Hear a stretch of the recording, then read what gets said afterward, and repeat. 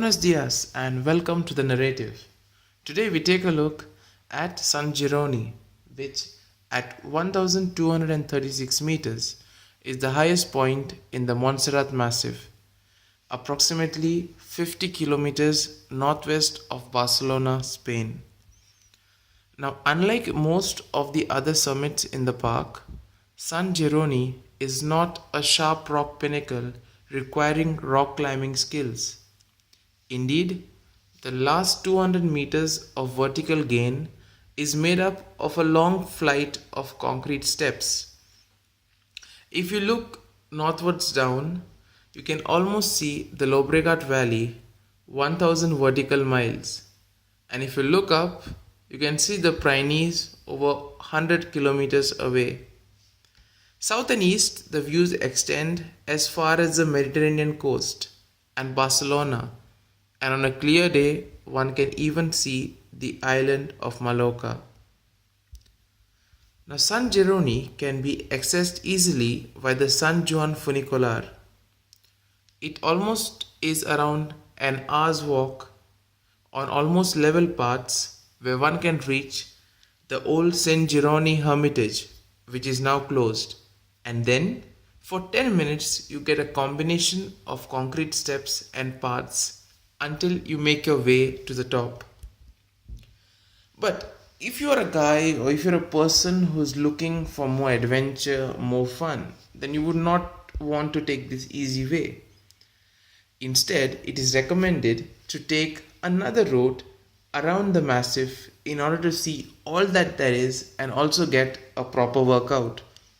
Now, the following route, that's the first route which I'm going to explain, involves 700 to 800 meters of total vertical gain, and it's almost a 12 kilometer of horizontal travel. One can expect to complete this in 5 to 6 hours. So, the first route, basically you can start from the Plaza de Santa Maria, which is in front of the Basilica. So all you have to do is walk down to the new Cremarella station, and on its left you will find the paved walkway down to the bottom of the Santa Cova funicular. Now, just prior to reaching the monastery, you will have to look for a dirt path off to the left and signed for Colbato amongst others.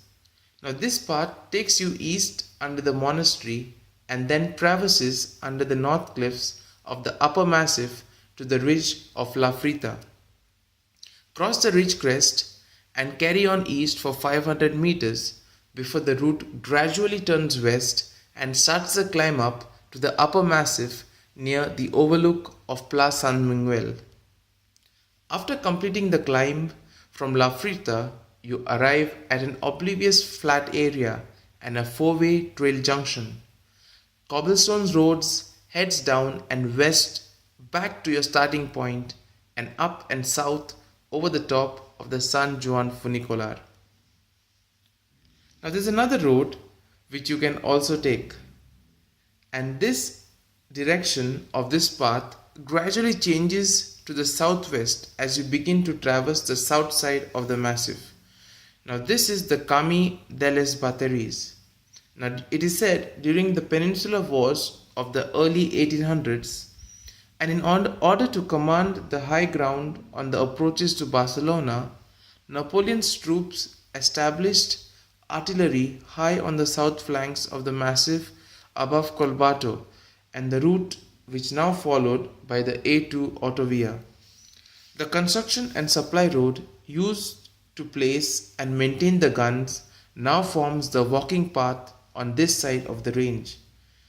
Probably as a result of the southern aspect, the mountain flora along this side of the route is the best that one can see on the entire massif. So after walking for around 45 to 65 minutes, as you traverse the south flanks of the range, you can see a side trail signed for St. John. The main trail heads down to Colbato. It's a stiffish 20 minutes uphill from here to the derelict St. Joan Hermitage.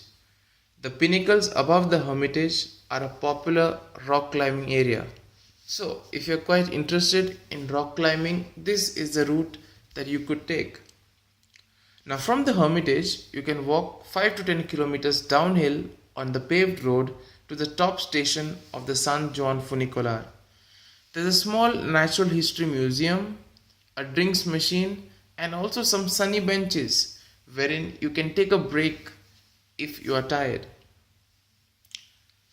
Now, there's another route which you can take, which takes you under an hour to get to the Hermitage of Sant Jeroni.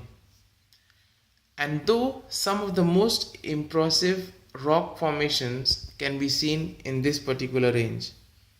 Now, just before reaching the Sant Jeroni Hermitage, it is important to take note of a path going down and to the right. Okay, now this is going to be the return route.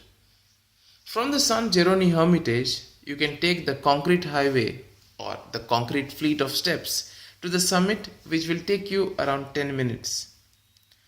So, the drop off to the north down to the Llobregat Valley is truly spectacular, as are the other vistas when the air is clear.